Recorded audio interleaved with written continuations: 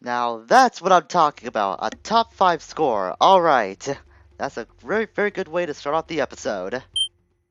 Greetings all, it's Blue Knight, and welcome back to Starfox Adventures. Previously, we got through the remainder of Cloudrunner Fortress and obtained our second spellstone from a very lackluster fight. Well, it wasn't a fight, it was more of a chase. A very rare substitute for a boss fight, though. For a poor MacGuffin, no, for for a McPort, for an important MacGuffin, no less. Man, words are hard sometimes. Today, now with our new spellstone in hand, we are gonna set course for the Ocean Force Point Temple. And to do that, we'll have to head all the way back to Cape Claw. Since we know the way there, there's gonna be no point in actually showing anything different. So I'll meet you back at Cape Claw momentarily. And here I thought I was being clever in starting the episode on Dinosaur Planet itself to avoid a little bit of editing for me to do in the future. But it turns out that the game had to think like 2 steps ahead for me to ruin that little plan. I guess I'm not really smarter than the game after all, but besides that point, we're back at Cape Claw now, and we are pretty close to the Force Point Temple. It's actually inside this big Krazoa head. You may have noticed that before, and if you wonder when that's going to be important, well, now's the time. We actually have to find a way in first, but before I do that, if you head back to the poison room that we were in before, for some reason there's a couple of hidden fuel cells here. I'm not sure why they decided to put that out of the way for those particular items, but they exist there. I guess it's for like completionism again. That's probably why they want you to or put those there for anyone who wants to go out of the way to explore the area again to get a little reward from that. That's just my opinion on the matter. Switches over to Sharp Cloud of Skies as my new shortcut. I have a feeling I might be using that a little often from here on out. Might be wrong on that, but it never hurts to be a little prepared. Okay, how to handle this? We go up here. Okay, that raises that up, but I'm pretty sure this is a pressure switch, so... Tricky, you stay there. I'm very, very positive this is a pressure switch, so that's why I got Tricky to stay on that button. And by flipping that switch, we turn off the waterfall somehow. Apparently Fox has now acquired like semi-magical powers himself. Maybe it's like the power of the Grizzle or something, I don't know. But apparently we could do that now. Makes it wonder, how did the High Top invent that kind of gizmo? Like these guys, the High Top tribe, they're not the smallest group of dinosaurs out there. I mean, look at that guy. He's really, really massive. So the fact that they're able to build something like that is very impressive for them. So we'll head back to that waterfall spot. Now we can enter through that cave.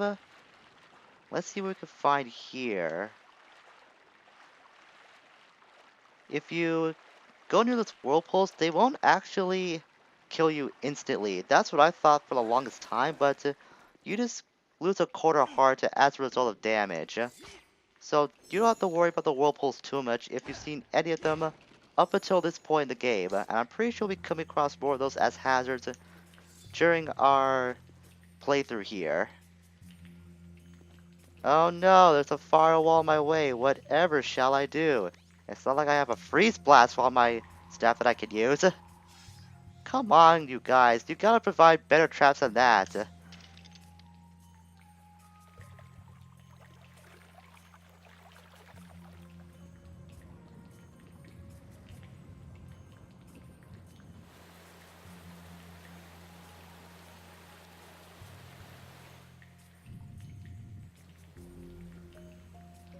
Well, not really a trap, but more of a way to continue with that room we were just in moments ago, so I guess that works out. But seriously, If you're gonna have a valuable item like that, just put some more traps there. Better traps, I might add. Take a page from like the School of Indiana Jones traps. I'm pretty sure you'll find something that is much more dangerous to adventurers that want to get this thing. Like really, a firewall? That's the best they could come up with? They could find a way to deactivate a freaking waterfall, but finding a trap for this thing? Apparently that was too much brain power for them to come up with. So we'll flip that switch, and then we'll get Tricky to stay here, indicated by that question mark. Then flip it back up, and have Tricky use Flame, because we need to get that other eye uncovered. And there we go. Got that light shining. Now there has to be a second one that I can get, but I honestly don't know how to get to that place. I don't actually remember where it is, to be honest. Maybe it's back inside the ear of this temple, quote unquote. This is very perplexing, actually. I have no idea where that second gem is supposed to be. Well, when all else fails, just walk around and see what you can find. That's the best way I'm able to find out stuff. Hang on, I think I remembered where we have to go next. I'm very certain we have to go back to the shore over here. Yep, we found a new dinosaur among those sharp claw, one we haven't seen before. Let's see if we can help him out. Yeah, to fight these shark claw, I thought a cutscene would activate, to be honest. To be honest with you. But they're just shark claw mooks. They're not anything that we can't handle. And that guy provided no combat assistance whatsoever. Hey, you stay away, you stinking furball, or me smash you good. What? But I just saved you. Me trust no one. Sharpclaw say I steal their things, but they stinking liars.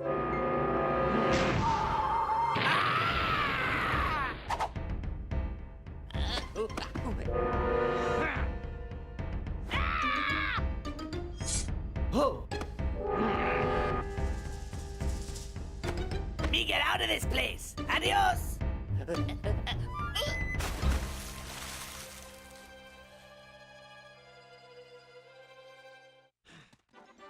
Well, that just happened. After a little running with that new face, not a friendly face though, this is a fire gem. Inside this gem is a sacred Krazoa flame. Return to a Krazoa head and unlock the path to the Ocean Force Point Temple. Using fire-based jewelry to get to an Ocean Force Point Temple. That makes so much sense. I think the High Top were getting a lot more lazy and more difficult, I guess? That's the right word for it. They were just getting really weird as they were designing this place, if they were the ones that did design this temple. For all I know, it could actually be the Krazoa themselves that built this temple long ago. You know what, let's try and learn more from the world map. And while we're at it, let's look at the bio for Cloud Rider Fortress for a moment. Home of the Cloud Rider tribe, though soon to be the base of the Sharp Claw army unless you can stop them, which we already did. Okay, Claw, Beach Paradise taken over by Sharp Claw. There's a Jackrazoa head statue that hides the path into the Ocean Force Point. But nothing about the Krazoa themselves that actually built this place. Maybe they did do it, maybe they didn't. Who really knows for sure? Who really knows for sure? And quite frankly, should we really care about that? It's just how my brain works sometimes. It just goes off into really strange tangents. But we got both fire gems and now we can enter possibly into the Ocean Force Point Temple now. I'm pretty sure we've unlocked the entryway to that. Oh, never mind. I totally forgot about this room. But now that I'm here, I do remember this room being a bit of a hassle. So there's another pressure switch down here. You step on it, it will raise that gate, but if you get off, it is going to close the gate back down. I don't want to do that. I want to equip that. Let's see, there has to be something I could blow up. Or maybe I have to raise the water level somehow. We could use Tricky to stay, but we can see that the water level here is too much for him to actually be on foot. So where to go next? Maybe there's a switch somewhere? Yep, there's a switch right there. And somehow Fox teleports into the water after you do hit the switch. I guess Fox is learning the Earthwalker teleportation powers. I mean, he has spent a lot of time with Tricky, so maybe Tricky has finally opened up the Fox, and Fox himself can now teleport to different places spontaneously. We did find another blockade that we could use Tricky to burn down. Get that gem in the meantime. And that's the block I was thinking of. This room always trips me up because of how you're supposed to get that block. Apparently, this has been the time as of late where I'm able to remember all the difficult puzzles in this game. At least in the last little bit. And you actually had to hit that switch again, which you think you couldn't do before because it's green. Why would you do that? But it is the only way to control the water level here. So after you do that, then you can push the block you found, and that's going to hold down the switch, which will give us permanent access to that gate. Just a little convoluted, and if you're playing this for the first time and don't know what to do, it can be a bit of a time killer. But just look around, like both on the ceiling and on the ground, and sooner or later, you should find your way through. Oh, whoops, I was going the wrong way. I guess I was so proud of myself that I didn't realize I was to be turned around. Well, truth be told, this room does look pretty samey once you do open up both gates. Oh, I didn't notice that the gate we're supposed to go through actually has torches. That's the indicator on the way to progress.